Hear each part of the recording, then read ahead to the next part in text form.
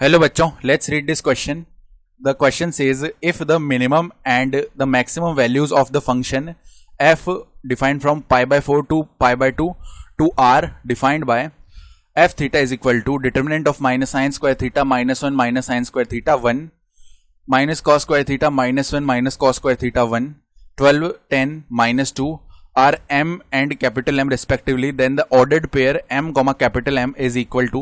तो यहाँ पे हमें ऑर्डर्ड पेयर बताना है क्या होगा। स्टार्ट कर लेते हैं हमारे की कॉन्सेप्ट से। तो देखो की कॉन्सेप्ट जो है वो हमारा कैसे लिखा जाएगा। हम जानते हैं कि अगर ऐसा डिटर्मिनेंट हो हमारे पास A B C D E F G H I और इसकी वैल्यू निकालनी हो तो कैसे निकालते हैं। फर्स्ट रो के अबाउट अगर एक्सपेंड कर रहे हैं तो पहले तो इधर ए आ जाएगा, मल्टीप्लाई में ई आई माइनस में एच एफ माइनस में बी आ जाएगा और इधर आई डी माइनस में जी एफ देन प्लस में सी आ जाएगा और यहाँ पे डी एच माइनस में जी ई ये आ जाएगा। तो ऐसे हम इसको एक्सपेंड करते हैं। तो इधर देखो एफ थीटा जो डिटर्मिनेंट है उसको एक्सपेंड करने से पहले लिख लेते हैं एक बार। F theta is equal to determinant of कैसा है ये माइनस का sine square theta then minus 1 minus sine square theta then हमारे पास में 1 यहां पे फिर है minus cos square theta minus का cos square theta minus 1 minus का कॉस स्क्वायर थीटा और फाइनली यहां पे 1 है देन 12 है देन 10 है और माइनस का 2 है। तो अब देखो पहले तो हम यहाँ पे कुछ ऑपरेशन लगाते हैं इसको सिंप्लीफाई करने के लिए। जो फर्स्ट कॉलम है C1 उसको चेंज कर रहे हैं C1 माइनस में C2 करके और जो थर्ड कॉलम है C3 उसको चेंज कर रहे हैं C3 प्लस में C2 से। तो ये थोड़ा सा सिंप्लीफाइड फॉर्म में आ जाएगा। एफ थीटा का जो वैल्यू है वो क्या आएगा देखो। फर्स्ट कॉलम को चेंज कर रहे हैं तो minus sine square theta minus में माइनस 1 यानी कि प्लस 1 बन जाएगा और प्लस का साइन स्क्वायर थीटा। तो sign square theta minus sine square theta 0 हो जाएगा, केवल 1 बच जाएगा। इसी तरह यहाँ पे भी केवल 1 बच गया। 12 माइनस 10 यानी कि 2 बच जाएगा। ठीक है, फिर सेकंड कॉलम तो एज इट इज ही रखना है। Minus 1 minus sine square theta ये यहाँ पे माइनस 1 माइनस का कॉस स्क्वायर थीटा है यहाँ पे 10 है। उसके बाद देखो C3 को चेंज कर रहे हैं C3 प्लस C2 तो इधर क्या आएगा 1 माइनस में 1 0 हो जाएगा यानी केवल माइनस का साइन स्क्वायर थीटा बच गया। इधर केवल माइनस का कॉस स्क्वायर थीटा बच गया और इधर 10 माइनस 2 यानी 8 बच जाएगा। अब इसको फर्दर थोड़ा सिंप्लीफाई करते हैं। C2 को किस तरीके से चेंज कर रहे हैं कि C2 माइनस में C3 इस तरीके से इसको चेंज कर देते तो एफ थीटा का जो वैल्यू है देखना इधर से डिटर्मिनेंट ऑफ 1 1 2 ये तो एज इट इज रहा। देन C2 को चेंज कर रहे हैं minus 1 minus sine square theta और minus of minus sine square theta तो केवल माइनस 1 बच गया। इधर भी माइनस का 1 बच गया। इधर 10 माइनस 8 यानी कि 2 बच गया। ठीक है, इधर एज इट इज रहेगा माइनस का साइन स्क्वायर थीटा माइनस का कॉस स्क्वायर थीटा और 8।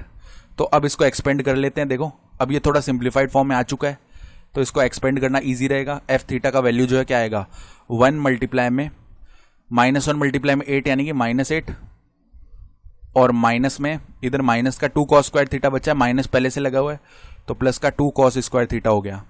देन माइनस लगाए यहाँ पे माइनस का आगे भी माइनस 1 है तो प्लस 1 हो गया। देन इधर देखो यहाँ पे 8 मल्टीप्लाई में 1 यानी कि 8 और प्लस में 2 कॉस स्क्वायर थीटा तो 8 प्लस में 2 कॉस स्क्वायर थीटा हो गया। देन आगे प्लस लगा लिया।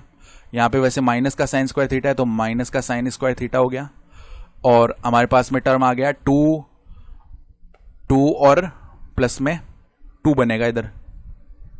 तो कुल मिला के ये क्या बना -8 प्लस में 2 कॉस स्क्वायर थीटा प्लस में 8 प्लस में 2 कॉस स्क्वायर थीटा माइनस का 4 साइन स्क्वायर थीटा।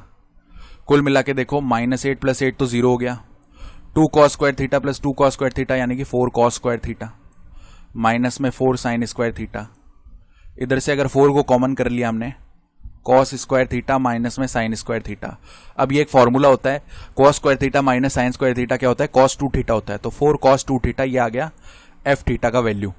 अब हमें बताऊं इंटरवल क्या दिया हुआ है pi by 4 to pi by 2 यानी F pi by 4 to pi by 2 लेना है और कहां से कहां तक डिफाइंड है ये यहां से लेके आर तक डिफाइंड है यानी डोमेन वैल्यूज तो पाई बाय 4 से पाई बाय 2 है ना।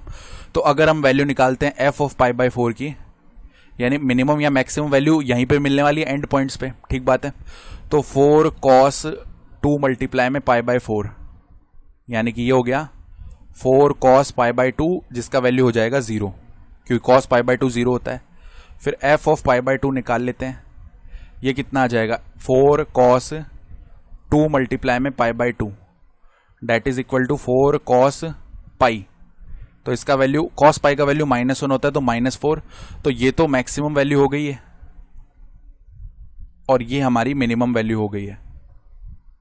ठीक है, तो मैक्सिमम और मिनिमम इसने बोला क्या था क्वेश्चन में कि जो वैल्यूज हैं मिनिमम तो स्मॉल m है, तो स्मॉल m का वैल्यू हो गया -4 और कैपिटल M का वैल्यू हो गया 0। तो ऑर्डर्ड पेयर m जो है क्या आ जाएगा -4, 0।